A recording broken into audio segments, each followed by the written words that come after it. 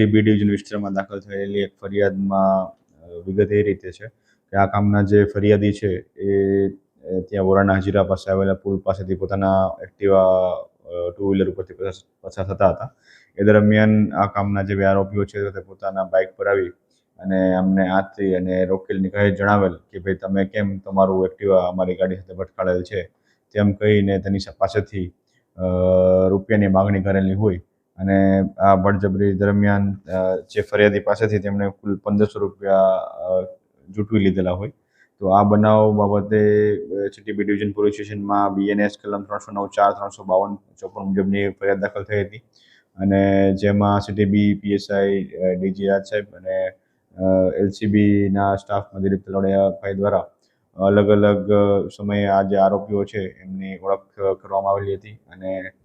તેમને અટક કરી અને એમની આગળની તપાસ ચાલુ કરવામાં આવેલ છે. જેમાં આરોપીનું નામ છે રાજવીર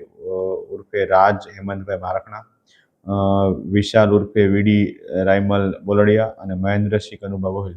અને સંગીતાબેન. આ ચારે આરોપીઓ દ્વારા આ આખી ગુનાને અંજામ આપવામાં આવ્યો હતો અને આ પ્રકારની મોડસ ઓપરેન્ડીથી અલગ કોઈ અગાઉ પણ બીજા કોઈ